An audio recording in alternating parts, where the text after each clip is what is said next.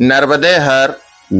अभी हम पिंगलेश्वर महादेव तीर्थ में बैठे हुए हैं, जहां पर अग्निदेव भगवान ने तपस्या किया और हमारे परम पूजनीय वंदनीय प्रातः स्मरणीय श्री महंत नारायण दास जी महाराज जी आपके सम्मुख बैठे हुए हैं, जहां पर परिक्रमावासी भी हैं।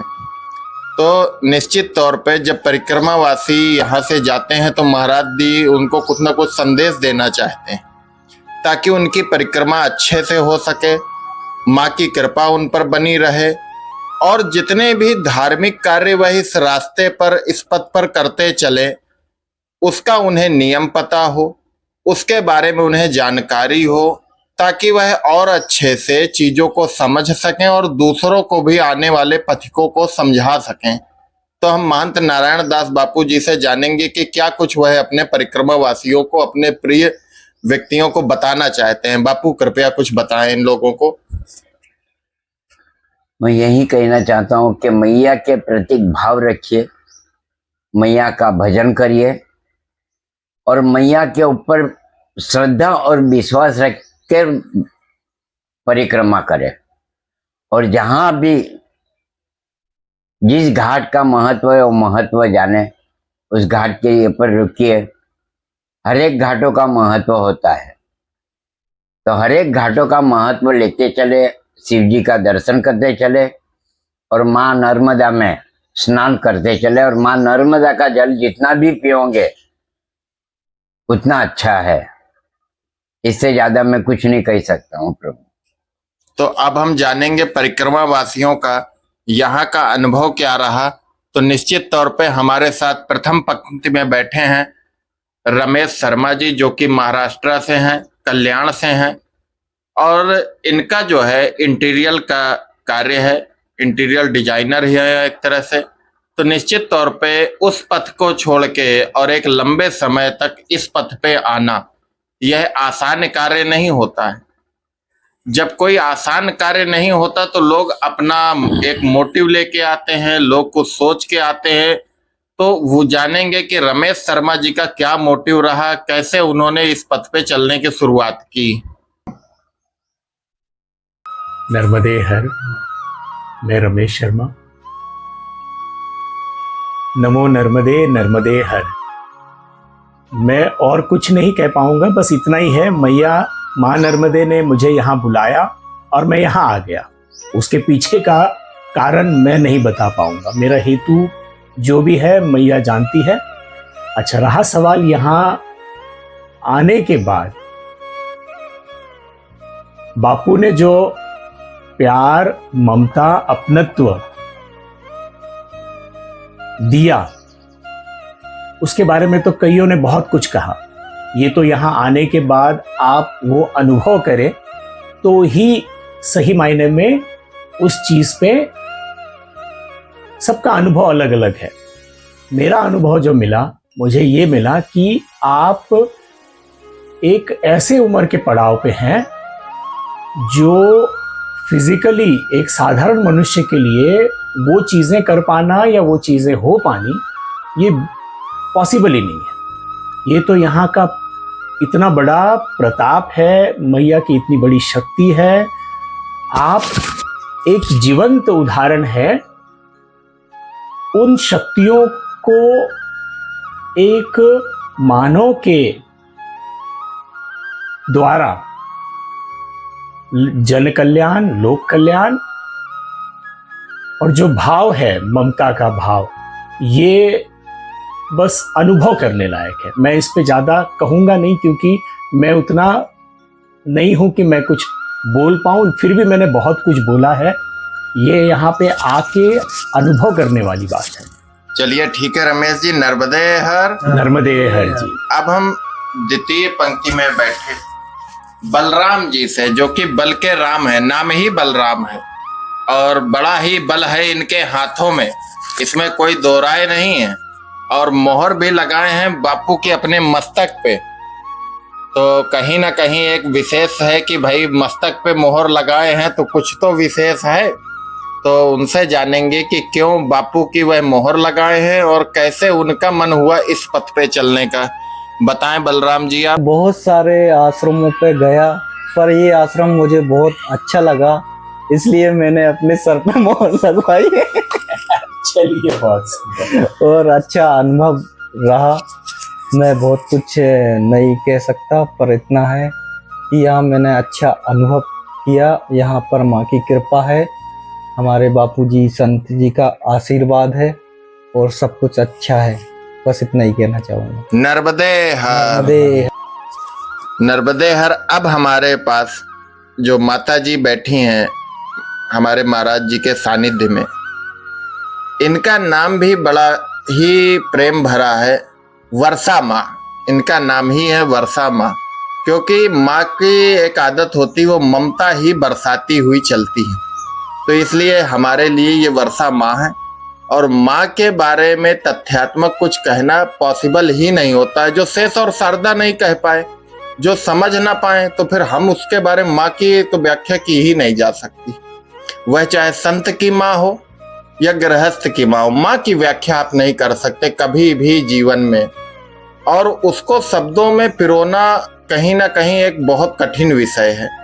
तो वर्षा माँ जी जो कि सांगली से इस पथ पर चली हैं, सांगली महाराष्ट्र में है, तो माता जी से हम कुछ अनुभव उनके जानेंगे। क्योंकि माता जी और बाकी भी परिक्रमावासी अभी जो गुप्त नवरात्रि चल रही थी, पूर्ण रूप से माँ की पूजा में थे, श्रद्धा के साथ उनका भजन किया। कहीं ना कहीं कहते हैं गुप्त नवरात्रि में माँ अपनी शक्तियों से भी परिचित कराती है। तो माता जी का क्या अनुभव रहा इस पथ पे चलने का, क्या अनुभव रहा महाराज जी से मिलने का, और क्या अनुभव रहा उस गुप्त नवरात्रि में पूजन का, निश्चित तौर पे माता जी ये बताने की कृपा करें। कोशिश तो करती हूँ जरूर। मैं वर्षा माल से सांगली महाराष्ट्र कोल्हापुर के नज़दीक है। मैं बहुत से मैया के बारे में पढ़ा था, सुना था। मैं आ भी गई थी उत्तरवाहिनी परिक्रमा में, जबलपुर में भेड़ा घाट में भी गई थी। तो उसका जो मैया का जो मुझे लगा कि मुझे आना चाहिए उनके पास, देखना चाहिए, इसलिए मैं परिक्रमा में चल पड़ी। पिछले साल भी आने वाली थी लेकिन हो नहीं गया, तो मैं अकेली चल पड़ी हूँ। इधर बहुत से आश्रम में चली हूँ, बीच बीच में अकेले चली हूँ, साथ में कोई कोई मिल गया है, बहुत अच्छे साथी मिल गए थे। लेकिन अकेले में चलने भी बहुत आनंद आता है। तो मैं परिक्रमा करते करते चाणोद में आज पहुँची और मुझे बताया गया आप पिंगलेश्वर के यहाँ जाओ, वहाँ बहुत पुराना तीर्थ है और महाराज भी है उधर। तो ठीक है, मैं चल पड़ी, अकेले आ गई। तो इधर हमारे अविनाश गिरी जी थे, उन्होंने। अविनाश गिरी की बात ही ना कीजिए, वो तो पागल आदमी, फक्कड़ आदमी है नागा बाबा, उसकी क्या बात करना। नहीं, उसके पहचान हो जाने पर मालूम हो जाएगा वो क्या है। तो मैं आ गई, वो रुकने के लिए बता रहे थे आसन लगाने के लिए। लेकिन मैं सोच रही थी और कोई नहीं है तो जाऊंगी। उसमें हमारे बाबा जी आ गए और आसन लगाने के बोला, तो मैं लगा लिया आसन। और ऐसा आसन लगाया है कि 10 दिन हो गए मेरे यहाँ आने से, और बहुत बहुत अनुभव अच्छा मिला मुझे। उनकी कृपा तो मिली है, मैया की भी कृपा मिली है। वो त्रिवेणी संगम का दर्शन बहुत अच्छा है, पिंगलेश्वर महादेव जी का भी दर्शन हुआ है। मैं बहुत ऋणी हूँ मैया की और बहुत याद करती रहूँगी बाबा जी की। उनकी तो असीम कृपा है, बहुत प्यार दिया है उन्होंने मुझे।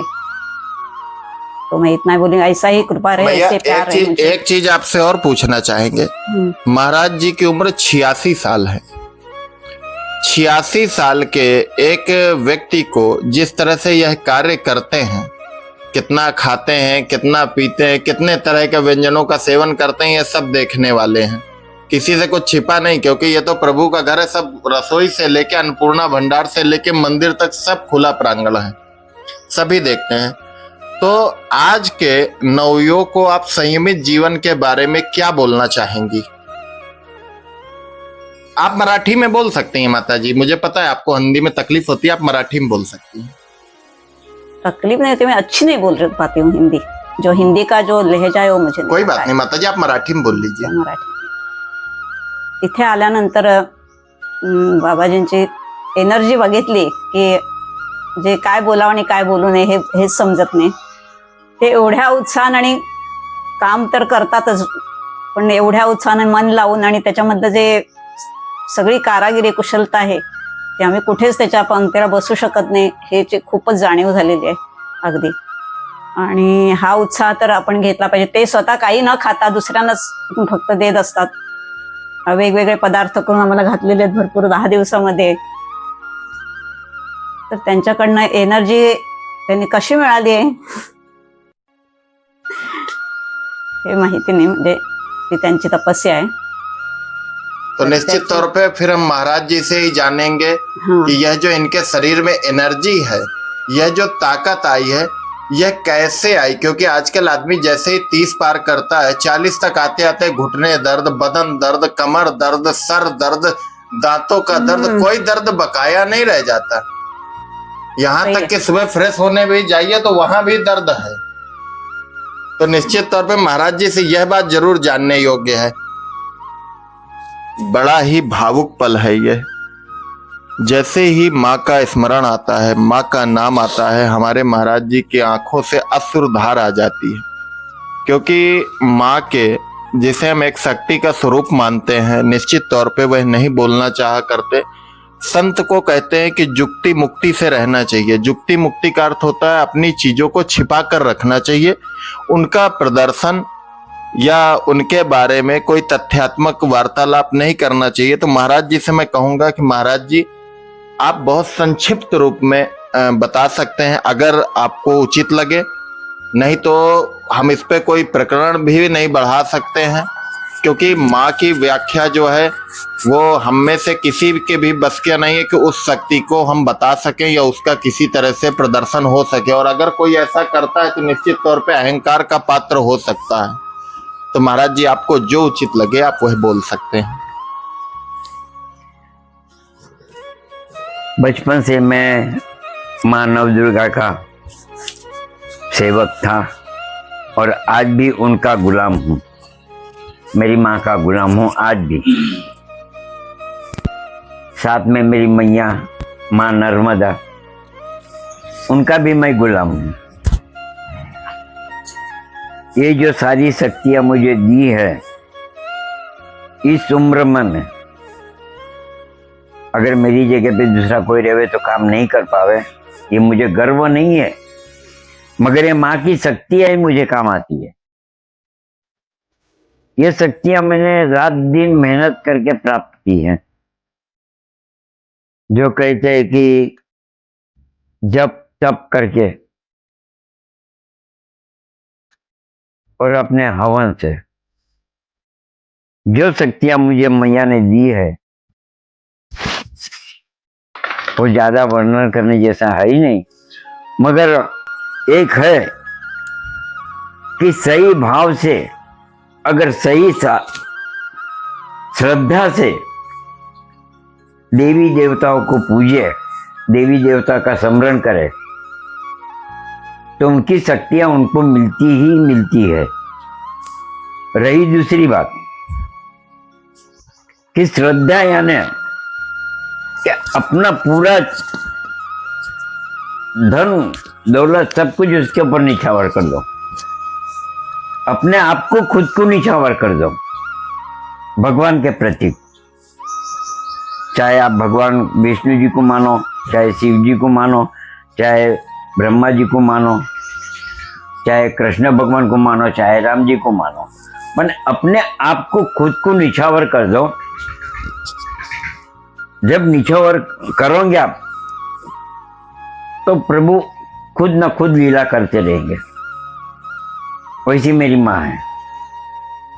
मैंने सब कुछ उसी के सौंप दिया हूँ, माँ नर्मदा के ऊपर, माँ नवदुर्गा के ऊपर। मेरे लिए एक ही है, मेरे लिए सारी शक्ति है वो ही है। माँ नर्मदा है, माँ नवदुर्गा है। अगर भजना है तो प्रेम से भजो, भाव से भजो, तो भगवान के आशीर्वाद मिलते हैं, नहीं तो नहीं मिलते। रही दूसरी बात,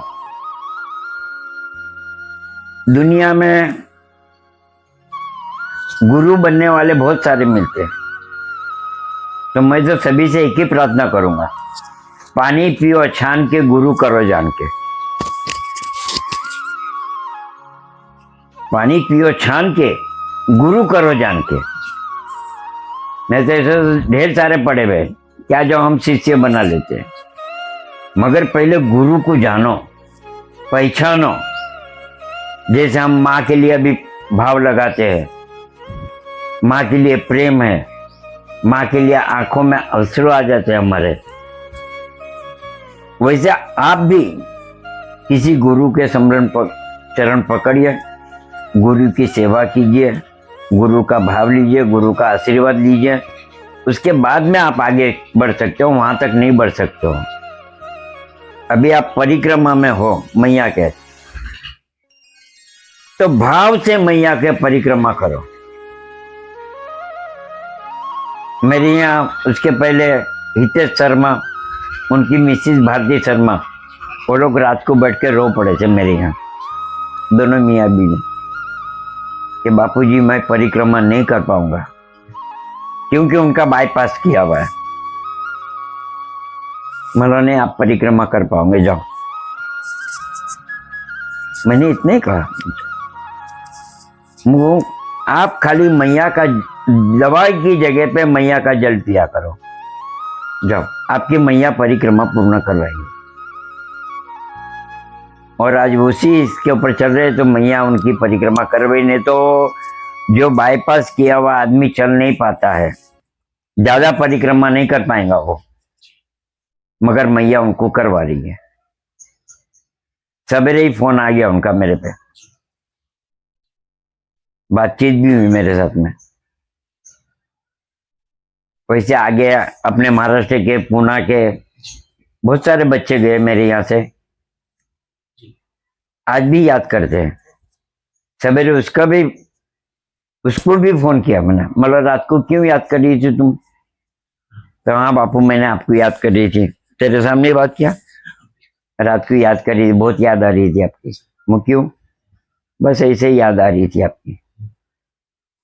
तो ये जो कार्य करवाती है मैया करवाती है, माँ करवाती है। नर्मदा माँ को पहचानो, जानो, उसके लिए प्रतीक भाव रखो, प्रेम रखो, और खुद को अपने आप को समर्पित कर दो मैया को। आपको कोई दिक्कत नहीं होने देंगी, किसी भी बात की दिक्कत तकलीफ नहीं होने देंगी। जो माँ है वो पुत्र कपूत हो सकता है, माँ कुमता नहीं हो सकती है। तो ऐसा कपुत्र वाला काम मत करना, मेहरबानी करके मैया की परिक्रमा में मैया को भाव से भजते चलो। वो क्या कर रहा है, ये क्या कर रहा है, उसको मत देखो, अपने आप को देखो कि मैं क्या कर रहा हूं, मैं खुद क्या कर रहा हूं वो देखो पहले। उसके बाद में सोचो समझो कि मेरी गलती है, तो उस गलती को मैया को बोलो, माफी मांग लो। मैया का जल लेके हाथ में उनके चरण में जल चढ़ा दो कि मैया मेरी गलती हो गई, मुझे इसमें क्षमा कर, मुझे तेरी परिक्रमा पूर्ण करनी है और भाव से करूंगा, श्रद्धा से करूंगा तेरी परिक्रमा। मैया का भजन करते करते चलो, मैया सब कुछ कार्य करती है। आज मैं बड़ी बात नहीं करता हूं, पूना की एक लाडली मेरी बेटी है पूना में, और मुझे एक पिता से भी ज्यादा मानती है मुझे। उस दिन आपके सामने बोल के भी गए सबके सामने। उस बच्ची मेरे पास कम से कम 10-12 दिन थी, और उसने मेरे से जो कुछ पूछना था मेरे से ही पूछा, आगे कहीं किसी से नहीं पूछा। मैया ने उसकी परिक्रमा इतनी फर्स्ट क्लास करवाई, उसको परीक्षा भी ले ली मैया ने, नर्मदा मैया ने उसके रास्ते में परीक्षा भी ली। उसने मुझे फोन किया कि बापू इसी मुँह मैया को प्रार्थना कर, जा तो आगे बढ़, तेरे को ये चीज मिल जाएगी, जब मैया तेरे को जल दे देंगी। उसका हर एक कार्य हो गया। जो पैर पकड़ के बैठी थी, दूसरे दिन पैर उसी पैर से परिक्रमा की, पैदल परिक्रमा। भले से समय गया उसका, मगर पैदल परिक्रमा की। क्योंकि भाव और लगन, मैया के ऊपर से भाव कम मत करो, मैया के प्रति प्रेम और अपने आप को समर्पित कर दो, तो मैया सब कुछ कार्य करती है। प्रभु नर्मदे हर। महाराज जी, एक बात जरा सी और पूछना चाहेंगे। आपने जितनी बातें बताई माँ के भक्ति के बारे में, निश्चित तौर पे भक्ति से ही शक्ति मिलती है। जी हाँ, सभी की वार्तालाप यहाँ आई, लेकिन एक ऐसा भी शख्स है जो यहाँ पर छूट रहा है, वो है अविनाश गिरी। हाँ। हम बोलते हैं ना अविनाश गिरी। तो अविनाश गिरी आपके उम्र से आधे से भी कम है। जी हाँ, बोलिए। बहुत कुछ निश्चित तौर पे उसे अपने से जितने भी बड़े, चाहे वो संत हो, गृहस्थ हो, निश्चित तौर पे जीवन एक सीखने का नाम होता है। कहीं ना कहीं आप भी सीख रहे होंगे, जो आपके गुरुजन रहे, दादा गुरु रहे या अन्य रहे, हम लोग उनसे बहुत कुछ सीखते हैं। या माता जी के भक्त जो रहे, रामकृष्ण परमहंस रहे हो, बामा खापा रहे हो, उन सब से हमें सीख मिलती है। सीख मिलती है, जरूर। उम्र का भी एक बहुत बड़ा पड़ाव होता है, जो हम बहुत कुछ जी के पाते हैं। तो अविनाश गिरी अगर आपसे ये पूछे कि उसे क्या सीखना चाहिए, तो कृपया उसको बताएं कि अब इस उम्र में उसे क्या सीखना चाहिए। प्रभु का भजन, शिव जी का। बापू भजन तो सही बात सीखने के लिए बहुत सारी चीज है, वो अपने गुरु से सीख सकते हैं। देखिए, गुरु ज्ञान है, ये आपने बताया था। हाँ, तो गुरु ज्ञान है, यह हाँ, तो आपने ही बताया है। बताया यह संतों की वाणी है, और जब गुरु ज्ञान है तो किसी व्यक्ति विशेष को आप गुरु नहीं बना सकते। तो अविनाश गिरी यहाँ बिल्कुल निश्चित तौर पे आपसे पूछेगा कि उसको सीखने लायक क्या है। बहुत कुछ है सीखने लायक। बोलिए, बहुत कुछ है, बोलिए, बोलिए। वो तो सब कुछ सिखाते हैं, हम क्या सिखाएंगे उनको। वो तो सब कुछ सिखाते हैं, हम क्या सिखाएंगे उनको।